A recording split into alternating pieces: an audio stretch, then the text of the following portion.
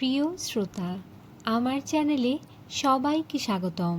তাহলে আর দেরি না করে আজকের বইপাঠ শুরু করছি। বইপাঠে আপনাদের সঙ্গে আছি আমি তাজরিন। আজ আমি পাঠ করছি দেবী গল্পটির একাদশ এবং দ্বাদশ অংশ। মিসির আলি হাসপাতালে এসেছেন একগাদা বই নিয়ে। তার ধারণা ছিল বই পড়ে সময়টা খুব খারাপ কাটবে না, কিন্তু কার্যক্ষেত্রে সেরকম হয়নি। ডাক্তাররা বই পড়তে নিষেধ করেননি, কিন্তু দেখা গেল বই পড়া যাচ্ছে না। কিছুক্ষণ তাকিয়ে থাকলেই মাথার ভেতর ভোঁতা এক ধরনের যন্ত্রণা হয়। যন্ত্রণা নিয়ে বই পড়ার কোনো মানে হয় না। তবু তিনি মৃত্যু বিষয়ক একটি বই পড়ে ফেললেন এবং মৃত্যু ব্যাপারটিতে যথেষ্ট উৎসাহ বোধ করতে লাগলেন। তার স্বভাবই হচ্ছে কোনো বিষয় একবার মনে ধরে গেলে সে বিষয় সম্পর্কে চূড়ান্ত পড়াশোনা করতে চেষ্টা করেন। মৃত্যু সাবজেক্টটি তার পছন্দ হয়েছে, কিন্তু এ বিষয়ে পড়াশোনা করতে পারছেন না। বইপত্র নেই। ইউনিভার্সিটি লাইব্রেরিতে কিছু থাকার কথা, কিন্তু আনাবেন কাকে দিয়ে? তাকে কেউ দেখতে আসছে না। তিনি এমন কোনো জনপ্রিয় ব্যক্তি নন যে তার অসুস্থতার খবরে মানুষের ঢল নামবে। তাছাড়া অসুখের খবর তিনি কাউকে জানাননি। হাসপাতালে ভর্তি হবার ইচ্ছাও ছিল না। কিন্তু ঘরে দেখাশোনার লোক নেই। কাজের মেয়েটি তিনি মধুপুর থাকাকালীন বেশ কিছু জিনিসপত্র নিয়ে ভেগে গেছে। এমন অবস্থায় হাসপাতালে ভর্তি হওয়া ছাড়া উপায় কী? বিকালবেলা তার কাছে কেউ আসে না। সবারই আত্মীয় স্বজন আসে দেখতে, তার কাছে কেউ আসে না। এই সময়টা তিনি চোখ বন্ধ করে শুয়ে থাকেন এবং এখনও মানুষের সঙ্গ পাবার জন্য তার মন কাঁদে দেখে নিজের কাছেই লজ্জিত বোধ করেন। আজ সারাদিন মিসির আলির খুব খারাপ কেটেছে। তার রুমমেট ২৬ বছরের ছেলেটি সকাল ৯টায় বিনা নোটিশে মারা গেছে। মৃত্যু যে এত দ্রুত মানুষকে ছুঁয়ে দিতে পারে তা তার ধারণাতেও ছিল না। ছেলেটা ভোরবেলায় নাস্তা চেয়েছে, তার সঙ্গে খানিকক্ষণ কথাবার্তাও বলেছে। তিনি জিজ্ঞেস করেছেন, আজ কেমন আছো? আজ বেশ ভালো। লিভার ব্যথা করছে না? না, তবে তলপেটের দিকে একটা চাপা ব্যথা আছে। খুব বেশি? না, খুব বেশি না। আপনি এটা কি বই পড়ছেন? এটা একটা science fiction, Friday the 13th। বেশ ভালো বই। তুমি পড়বে? জি না, ইংরেজি বই আমার ভালো লাগে না। বাংলা উপন্যাস পড়ি। কার লেখা ভালো লাগে? এদেশের মানে বাংলায় কার লেখা তোমার পছন্দ? নিমাই ভট্টাচার্য। তাই নাকি? ছেলেটি আর জবাব না দিয়ে কাটটাতে থাকে। সকাল 8:30টায় বলল, একজন ডাক্তার পাওয়া যায় কি না দেখবেন। তিনি অনেকক্ষণ বোতাম টিপলেন, কেউ এলো না। শেষ পর্যন্ত নিজেই গেলেন ডিউটি রুমে। এসে দেখেন ছেলেটি মরে পড়ে আছে। মৃত্যুর সময় পাশে কেউ থাকবে না, এর চেয়ে ভয়াবহ বোধ হয় আর কিছু নেই। শেষ বিদায় নেবার সময় অন্তত কোনো একজন মানুষকে ভুলে যাওয়া দরকার। নিঃসঙ্গ ঘর থেকে একা একা চলে যাওয়া যায় না, যাওয়া উচিত নয়। এটা হৃদয়হীন ব্যাপার। এতদিন যে ছেলেটি ছিল সে এখন আর নেই। ঘণ্টাখানেকের মধ্যেই তার সমস্ত চিহ্ন এই ঘর থেকে সরিয়ে ফেলা হয়েছে। বিছানায় নতুন বালিশ ও চাদর দিয়ে গেছে। হয়তো সন্ধ্যার মধ্যে কোনো নতুন পেশেন্ট এসে পড়বে। মিসির আলি সমস্ত দিন কিছু খেতে পারলেন না। বিকেলের দিকে তার গায়ে বেশ টেম্পারেচার হলো। প্রথমবারের মতো মনে হলো কেউ তাকে দেখতে এলে খারাপ লাগবে না, ভালোই লাগবে। কেউ না এলে একজন রোগী হলেও আসুক, একা একা এই কেবিনে রাত কাটানো যাবে না। ঠিক এই সময় ইতস্তত ভঙ্গিতে রানু এসে ঢুকলো। আপনি ভালো আছেন? না, ভালো না। তুমি কোত্থেকে? বাসা থেকে। ইস, আপনার একই অবস্থা। অবস্থা খারাপ ঠিকই। আনিস সাহেব কোথায়? ও আসেনি, আমি একাই এলাম। ওর কাছ থেকে ঠিকানা নিয়েছি। বসো তুমি, ওই চেয়ারটায় বসো। ফ্লাস্কে চা আছে, খেতে চাইলে খেতে পারো। উফ, চাটা খাবো না। আপনার কাছে একটা খবর জানতে এসেছি। কোন খবরটা? মধুপুরে গিয়ে আপনি কি জানলেন? তেমন কিছু জানতে পারিনি। তবু যা জেনেছেন তাই বলুন। আমার খুব জানতে ইচ্ছা করছে। অনুফা লিখেছে আপনি নাকি হাজার হাজার মানুষকে নানা রকম প্রশ্ন করেছেন। মিসির আলি হাসলেন। হাসলে হবে না, আমাকে বলতে হবে। প্রথম যে জিনিসটি জানলাম সেটি হচ্ছে তুমি অনেকগুলো ভুল তথ্য দিয়েছ। আমি কোনো তথ্য দিইনি। তুমি নিজে হয়তো জানো না সেগুলো ভুল। যেমন পায়জামা খোলার ব্যাপারটি, এরকম কোনো কিছু ঘটেনি। রানু চোখ লাল করে বলল, ঘটেছে। না রানু, ঘটেনি। এটা তোমার কল্পনা। তাছাড়া তুমি উলঙ্গ একটি ডেড বডির কথা বলেছ, সেটাও ঠিক না। কিন্তু আমি জানি এগুলো ঠিক না রানু। এইসব তুমি নিজে ভেবেছো এবং আমার ধারণায় এই জাতীয় স্বপ্ন তুমি মাঝে মাঝে দেখো। দেখো না? কী রকম স্বপ্নের কথা বলছেন? মিসির আলি কয়েক মুহূর্ত ইতস্তত করলেন, স্পষ্ট গলায় বললেন, তুমি প্রায়ই স্বপ্ন দেখো না একজন নগ্ন মানুষ তোমার কাপড় খোলার চেষ্টা করছে? রানু উত্তর দিল না, মাথা নিচু করে থাকলো। বলো রানু, জবাব দাও। হ্যাঁ দেখি। কখনো কি ভেবে দেখেছ এরকম স্বপ্ন কেন দেখো? না, ভাবিনি। আমি ভেবেছি এবং কারণটাও খুঁজে বের করেছি। আজ সেটা বলতে চাই না, অন্য একদিন বলবো। না, আপনি আমাকে আজই বলেন। মিসির আলি ফ্লাস্ক থেকে চা ঢাললেন, শান্ত স্বরে বললেন, চা খেতে খেতে শোনো। চায়ে ক্যাফিন আছে। ক্যাফিন তোমার নার্ভগুলোকে অ্যাক্টিভ রাখবে। রানু চায়ের পেয়ালা নিল, কিন্তু চুমুক দিল না, মাথা নিচু করে বসে রইল। মিসির আলি ঠান্ডা গলায় বলতে লাগলেন, রানু, তোমাকে নিয়ে এই গল্পটি আমি তৈরি করেছি। তুমি মন দিয়ে শোনো। তুমি যখন বেশ ছোট, 9, 10 বা 11 বছর বয়স, তখন একজন বয়স্ক লোক তোমাকে ভুলিয়ে ভালিয়ে নির্জন কোনো জায়গায় নিয়ে গিয়েছিল। তোমাদের গ্রামে এরকম একটা নির্জন জায়গার খোঁজে আমি গিয়েছিলাম, যেখানে জঙ্গলের কাছে একটা ভাঙা বিষ্ণু মন্দির দেখেছি। মনে হয় ওই জায়গাটাই হবে, কারণ সাপের ভয়ে ওখানে কেউ যান না। রানু, তুমি কি আমার কথা শুনছো? শুনছি। তারপর সেই বয়স্ক মানুষটি মন্দিরে তোমাকে নিয়ে গেল। আমাকে কেউ নিয়ে যায়নি, আমি নিজেই গিয়েছিলাম। ওই মন্দিরে খুব সুন্দর একটি দেবী মূর্তি আছে। আমি ওই মূর্তি দেখার জন্যে যেতাম। তারপর কি হয়েছে বলো? রানু তীক্ষ্ণ দৃষ্টিতে কিছুক্ষণ তাকিয়ে থেকে তীব্র স্বরে বলল, আমি বলবো না, আপনি বলুন। মিসির আলি শান্ত স্বরে বললেন, ওই লোকটি তখন টেনে তোমার পায়জামা খুলে ফেলল। রানুর চোখ দিয়ে জল পড়তে লাগলো। ওই লোকটির নাম ছিল জালালউদ্দিন। রানু কিছু বলল না। মিসির আলি বললেন, তোমার অসুখ শুরু হলো সেদিন থেকে। তোমার মনের মধ্যে ব্যাপারটি গেঁথে গেল। পরবর্তী সময়ে গোসলের সময় যখন মরা মানুষটি তোমার পায়ে লেগে গেল, তখন তোমার মনে পড়ল মন্দিরের দৃশ্য। বুঝতে পারছো? রানু জবাব দিল না। অসুখের মূল কারণটি আলোয় নিয়ে এলেই অসুখ সেরে যায়। এই জন্যেই আমি এটা তোমাকে বললাম। তুমি নিজেও এখন গোড়া থেকে সমস্ত ব্যাপারটি নিয়ে চিন্তা করবে। তোমার অসুখ সেরে যাবে। রানু মৃদু স্বরে বলল, আপনি কি ওই লোকটির সঙ্গে কথা বলেছেন? বলেছি। ও কি বলেছে? তেমন কিছু বলেনি। না, বলেছে। আপনি আমাকে বলতে চাচ্ছেন না। এতটা যখন বলেছেন তখন বাকিটাও বলুন। রানু তীব্র চোখে তাকালো। মিসির আলি বললেন, দেখো রানু, আমি খুবই যুক্তিবাদী মানুষ। অলৌকিক কোনো কিছুতে বিশ্বাস করি না। আমি বিশ্বাস করি সব কিছুরই একটি ব্যাখ্যা আছে। জালালউদ্দিন যা বলেছে তাও নিশ্চয়ই ব্যাখ্যা করা যায়। ব্যাখ্যা পরে করবেন, আগে বলুন সে কি বলেছে। সে বলেছে, হঠাৎ সে দেখে মূর্তিটি ছুটে এসে তোমার মধ্যে মিলিয়ে গেছে। তোমার গা থেকে আগুনের হলকা বেরোচ্ছে। জালালউদ্দিন তখন ছুটে পালিয়ে যায়। আপনি জালালউদ্দিনের কথা বিশ্বাস করেন না? না, ওর মনে পাপবোধ ছিল। মন্দির টন্দির নিয়ে মূর্খ মানুষদের মনে অনেক রকম ভয়ভীতি আছে। তা থেকেই সে একটা হ্যালুসিনেশন দেখেছে। তুমি নিজে তো কিছু দেখোনি। না, তাহলেই হলো।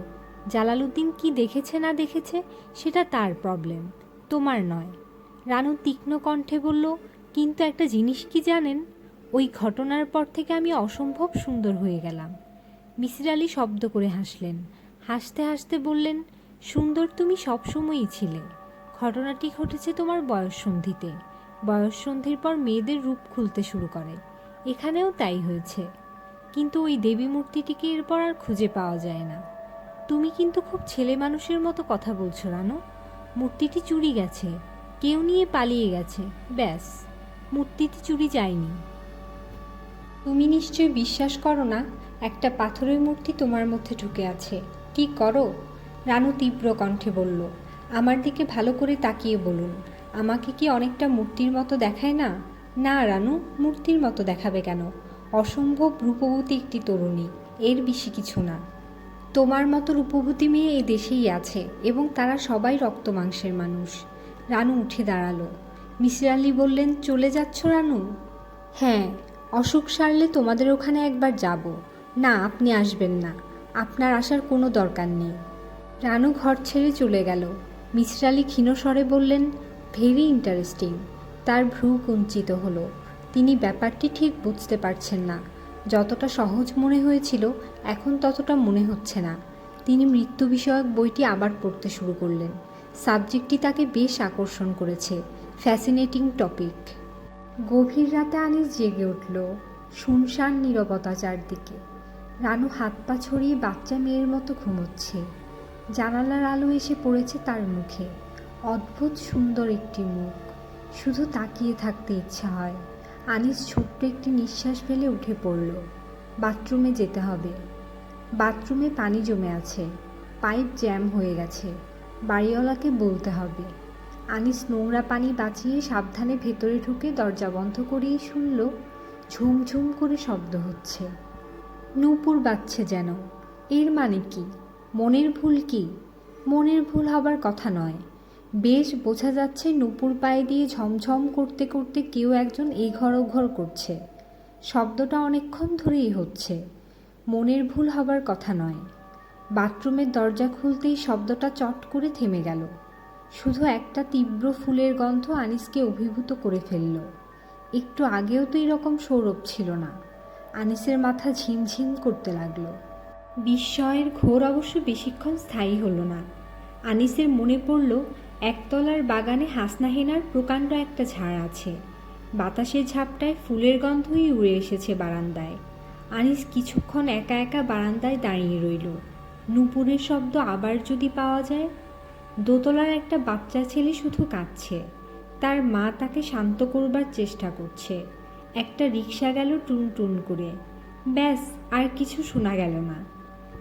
শোবার ঘরে রানু ঘুমোচ্ছে মরার মতো। জানালা খোলা। ঠান্ডা হাওয়া আসছে ঘরে। আনিস জানালা বন্ধ করতে গিয়ে শুনল রান্নাঘর থেকে জিতু মিয়া সারা শব্দ দিচ্ছে। কান্না চাপার আওয়াজ। জিতু মিয়া! জিতু ফুঁপিয়ে উঠল। আনিস রান্নাঘরে ঢুকে বাতি জ্বালালো। জিতু মশারির ভেতর জবুথুবু হয়ে বসে আছে। জিতু, কি হয়েছে রে? কিছু হয় নাই। বসে আছিস কেন? ঘুম আহে না। স্বপ্ন দেখেছিস? জিতু মাথা নাড়ল। কি স্বপ্ন? একজন মাইয়া মানুষ পাকের ঘরে হাঁটতে আসিল। এই দেখেছিস স্বপ্নে? স্বপ্নে দেখি নাই, নিজের চোখে দেখলাম। দূর বেটা, অন্ধকারে তুই মানুষ দেখলি কিভাবে? যা ঘুমো। জিতু শুয়ে পড়ল। আনিস বলল, ভয়ের কিছু নেই, আমি জেগে আছি, ঘুমো তুই। আচ্ছা। আর শোন, রান্নাঘরে বাতি জ্বালানো থাকুক। আচ্ছা। জিতু শুয়ে পড়ল। কিছুক্ষণের মধ্যেই তার নিঃশ্বাস ভারী হয়ে এলো। আনিস একটি সিগারেট ধরালো। ঘুম চটে গেছে। তাকে এখন দীর্ঘ সময় জেগে থাকতে হবে। এক পেয়ালা চা খেতে পারলে মন্দ হতো না। রাত তো বাজে প্রায় 3:30। বাকি রাতটা তার জেগেই কাটবে মনে হয়। সিগারেট টানতে ভালো লাগছে না। পেটের ভেতর পাক দিয়ে উঠছে। ঘুমের মধ্যে রানু শব্দ করে হাসল। আনিস মৃদু স্বরে ডাকল, এই রানু। রানু খুব স্বাভাবিক ভঙ্গিতে বলল, কি, জেগে আছো নাকি? হ্যাঁ। কি আশ্চর্য, কখন জাগলে? অনেকক্ষণ। তুমি বাথরুমে গেলে, বারান্দায় দাঁড়িয়ে থাকলে, আমায় ডাকলে না কেন? শুধু শুধু ডাকবো কেন? আনিস সিগারেট টানতে লাগলো। রানু বলল, বড্ড গরম লাগছে। জানালা বন্ধ করলে কেন? গরম কোথায়? বেশ ঠান্ডা তো। আমার গরম লাগছে। ফ্যানটা ছাড়ো না। এই ঠান্ডার মধ্যে ফ্যান ছাড়বো কি? কি যে বলো! রানু ছোট একটি নিঃশ্বাস ফেলে বলল, তুমি যখন বাথরুমে ছিলে তখন কি নূপুরের শব্দ শুনেছ? আনিস ঠান্ডা স্বরে বলল, না তো। কেন? না, এমনি। আমি শুয়ে শুয়ে শুনছিলাম। ঘুমাও রানু। আমার ঘুম আসছে না। ঘুম না এলে উঠে বসো, গল্প করি। চা খাওয়া যেতে পারে, কি বলো? রানু উঠে বসল, কিন্তু জবাব দিল না। আনিস দেখল রানু কোন ফাঁকে গায়ের কাপড় খুলে ফেলেছে। ক্লান্ত স্বরে বলল, বড্ড গরম লাগছে। তুমি আমার দিকে তাকিও না প্লিজ। এইসব কি রানু? ঘরে একটা বাচ্চা ছেলে আছে। কি করব? বড্ড গরম লাগছে। তুমি বরং রান্নাঘরে বাতি নিভিয়ে সব অন্ধকার করে দাও। না, বাতি জ্বালানো থাক। আনিস দ্বিতীয় সিগারেট ধরালো। রানু বলল, আমাদের গ্রামে একটা মন্দির আছে, তার গল্প এখন শুনবে না? মন্দির ফন্দিরের গল্প এখন শুনবো না। শোনো না, আমার বলতে ইচ্ছে করছে। আমি যখন খুব ছোট তখন একা একা যেতাম সেখানে। কী মন্দির? কালী মন্দির? না, বিষ্ণু মন্দির বলতো ওরা। তবে কোনো বিষ্ণু মূর্তি ছিল না, একটি দেবী ছিল। হিন্দুরা বলতো রুক্মিণী দেবী। তুমি মন্দিরে যেতে কী জন্যে? এমনি যেতাম। ছোট বাচ্চা পুতুল খেলে না, কি করতে সেখানে? দেবী মূর্তির সাথে গল্পগুজব করতাম। ছেলে মানুষই খেলা আর কি। বলতে বলতে রানু খিলখিল করে হেসে উঠল। আনিস স্পষ্ট শুনল, সঙ্গে সঙ্গে ঝমঝম করে কোথাও নূপুর বাজছে। রানু তীক্ষ্ণ কণ্ঠে বলল, শুনতে পাচ্ছ? কি শুনবো? নূপুরের শব্দ শুনছ না? আনিস দৃঢ় স্বরে বলল, না। তুমি ঘুমাও রানু, আমার ঘুম আসছে না। শুয়ে থাকো, তুমি অসুস্থ। রানু ক্ষীণ কণ্ঠে বলল, হ্যাঁ, আমি অসুস্থ। তোমাকে খুব বড় ডাক্তার দেখাবো আমি। আচ্ছা, এখন শুয়ে থাকো। রানু মৃদু স্বরে বলল, আমি ওই দেবীকে গান গেয়ে শোনাতাম। ওইসব অন্য দিন শুনবো, আজ রাতে আমার বলতে ইচ্ছে করছে। আনিস এসে রানুর হাত ধরল। গা পুড়ে যাচ্ছে জ্বরে। আনিস অবাক হয়ে বলল, তোমার গা তো পুড়ে যাচ্ছে। বড্ড গরম লাগছে, ফ্যানটা ছাড়বে? আনিস উঠে গিয়ে জানালা খুলে দিল। ঘর ভর্তি হয়ে গেল ফুলের গন্ধে। আর তখনই রানু অত্যন্ত নিচু গলায় গুনগুন করে কি যেন গাইতে লাগলো। অদ্ভুত অপার্থিব কোনো একটা সুর, যা এ জগতের কিছু নয়, অন্য কোনো ভুবনের। রান্নাঘর থেকে জিতু ডাকতে লাগলো, ও ভাইজান, ভাইজান। আনিস রানুকে জোর করে বিছানায় শুইয়ে গায়ের চাদর টেনে দিল। জিতুকে বলল এ ঘরে যেন না আসে। তারপর নেমে গেল নিচে, বাড়িওয়ালার মেয়েটিকে খবর দিয়ে নিয়ে আসতে। নীলু এলো সঙ্গে সঙ্গে। আনিস দেখল রানু শিশুর মতো ঘুমাচ্ছে। জিতু মিয়া শুধু জেগে আছে, কাঁদছে ব্যাকুল হয়ে। নীলুর সঙ্গে তার বাবাও আসছেন। তিনি অবাক হয়ে বললেন, হয়েছেটা কি? আনিস ভাঙা গলায় বলল, বুঝতে পারছি না, কেমন যেন করছে। কি করছে? আনিস জবাব দিল না। নীলু বলল, বাবা তুমি শুয়ে থাকো গিয়ে, আমি এখানে থাকি, রাত তো বেশি নেই। ভদ্রলোক কিছুক্ষণ অপেক্ষা করে নিচে নেমে গেলেন। যাবার সময় বলে গেলেন, হাসপাতালে নিতে হলে বলবেন, ড্রাইভারকে ডেকে তুলব। জি আচ্ছা। রানু বাকি রাতটা ঘুমিয়ে কাটালো, একবারও জাগলো না। নীলু সারাক্ষণ তার পাশে রইল।